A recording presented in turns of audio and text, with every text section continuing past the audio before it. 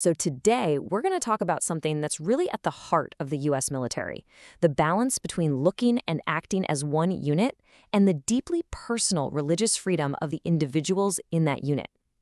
We're looking at a source that makes a pretty bold case that protecting someone's faith isn't a weakness, but is actually essential for a strong, all-volunteer force. Let's dive in. For so many people who serve, faith isn't just something they do on the weekends. It's the very foundation that helps them handle the incredible stress of their job. As the source we're looking at puts it, these acts of faith aren't just personal quirks. They are, and this is a key phrase, operationally relevant. They provide real strength when it matters most. Okay, so what are the actual rules for this? Well, the ideal policy, the way it's written, is designed to treat religious expression not as some kind of special favor, but as a basic protected liberty for everyone in uniform. But, this policy didn't just appear out of thin air. It's really the product of a long journey. You can see a clear shift, right? Back in 1986, the Supreme Court basically said uniformity wins, but then Congress pushed back. And over the decades, the thinking evolved until we got this new instruction from the Department of Defense in 2020. And that all leads to this key policy, Do ODI 1300.17. Now, if you remember one thing, remember this phrase, presumption of approval. That little phrase is a huge deal. It totally flips the script. The burden of proof isn't on the service member to prove they need something. It's on the command to prove why they can't have it. The default answer is supposed to be yes. And what that means, in simple terms, is that a commander can't just say no because it's inconvenient or because they prefer everyone to look exactly the same. The rules say they have to point to a specific, real harm to the mission. The bar for denying a request is meant to be really, really high. And this right here is the million-dollar question. If the policy on paper is so strong and so clear, why do we hear stories from so many service members who feel like it's a total gamble? Why the uncertainty? Well, the source material we're digging into today points to 3 recent major events that really put this policy to the test. And what they revealed was a pretty significant gap between the military's official promises and the reality on the ground. The first, and maybe the biggest stress test of them all, was the COVID-19 vaccine mandate back in 2021. This single event set off a wave of religious accommodation requests like we've never seen before. I mean, the scale here is just massive. Across all branches, you're looking at roughly 28,000 service members asking for a religious accommodation. So you have to wonder, how did that presumption of approval policy do under all that pressure? Well, of those 28,000 requests, get this, fewer than 400 were approved.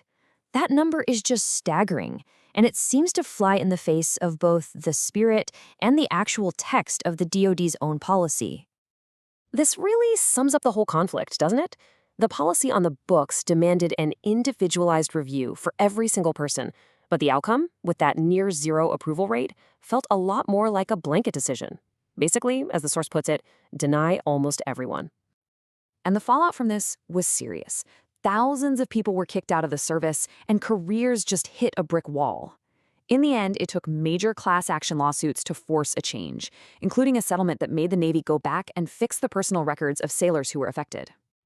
Okay, on to the second stress test. This one is about an issue that's been around for a while, grooming standards. We're talking specifically about beards worn for religious reasons by Sikhs, Muslim, Jewish service members, and others. When the military swings back to really restrictive grooming rules, it creates what the source calls an impossible choice. It literally forces dedicated people to decide between their religious practice and their service. And that's exactly the kind of conflict the modern policy was created to avoid. All right, our third and final stress test is a bit different. It's less about an individual's appearance and more about the fundamental support system that allows them to practice their faith at all, the chaplaincy. What the source points to here is the Army's decision to cut contracts for people who are absolutely essential to making a chapel run. Think religious education coordinators. When you do that, you overload the chaplains, and you create a situation where a service member's right to religious support might exist on paper, but in reality, it's almost impossible to access. So you might be thinking, okay, this is tough for the individuals, but why is this a bigger deal? Well, this whole issue is being framed as not just a matter of rights, but as a critical national security and readiness issue, especially for a military that relies on volunteers. Let's just break that down really quickly. First, recruitment. If young people from religious communities feel like they won't be welcome, they just won't sign up. Second, retention. You end up losing good, experienced people who are forced to choose faith over a career. Third, and this is huge, trust. When leaders don't follow their own rules, it eats away at trust in the entire chain of command. And finally, resilience. Faith is a proven source of what the military calls spiritual readiness. It helps people cope. Now, after laying out all these challenges, the analysis doesn't just leave us there. It actually proposes a pretty clear, constructive path forward. 3 steps to rebuild that trust and get the reality on the ground to match the policy on paper. The proposed solution is really direct. Number 1, recommit to the policy that's already there. Actually do the individualized reviews. Number 2, fix the damage. Go back and correct the records for people who were harmed by these failures, rebuild trust without forcing everyone into a courtroom. And 3, train leaders to see religious liberty not as a hassle, but as a core part of their mission. At the end of the day, the whole argument really comes down to this powerful idea. America's strength has never been uniformity of belief. It has been unity of purpose. That really gets to the heart of the entire debate. So the big takeaway here is that protecting religious freedom for service members isn't some kind of concession or a weakening of standards. The argument is that it's a constitutional duty. Yes, but it's also a smart, strategic investment in the strength, recruitment, and resilience of the entire military. And that leaves us all with this central question to think about. Can the military truly achieve unity of purpose without demanding uniformity of belief? The source material we've looked at today argues pretty forcefully that the answer is yes. And then embracing this diversity isn't just possible, it's essential.